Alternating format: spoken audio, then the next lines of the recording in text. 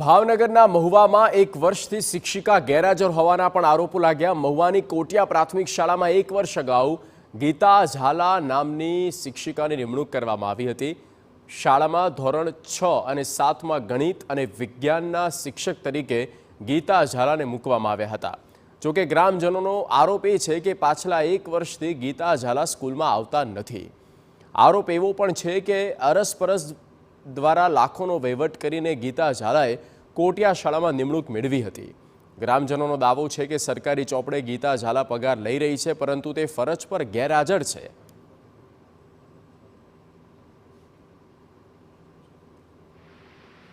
અમારા કોટિયા ગામમાં ગણિત વિજ્ઞાનના શિક્ષક ગીતાબેન બબાજી નામના એક વ્યક્તિ વર્ષ દિવસ ત્યાં ટ્રાન્સફર થયેલા છે। તો ત્યારે બાળકોએ કોઈ એને જોયેલા જ નથી। અહીંયા ખાલી ટ્રાન્સફર એનું નામ જ આવેલું છે કાગળો ઉપર, એને બાળકોએ અહીંયા દેખ્યા નથી કે ભાઈ આ ગીતાબા છે।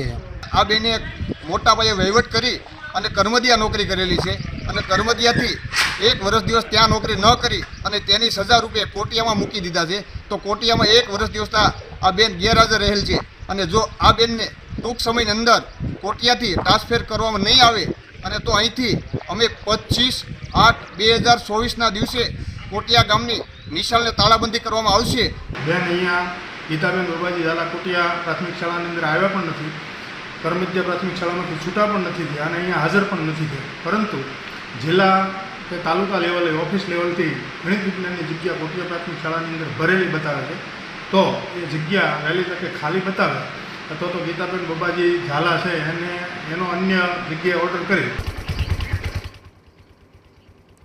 તો શિક્ષિકાઓ ગેરહાજર છે અને આવતા નથી અને ફરજ પર ગેરહાજર છતાં પણ તેઓ સરકારી પગાર મેળવી રહ્યા છે। આવા અનેક બનાવો સામે આવ્યા છે।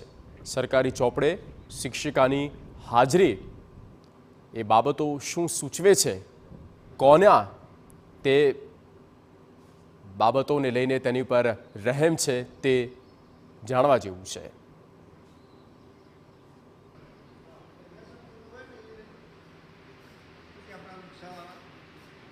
સલામતી સમિતિ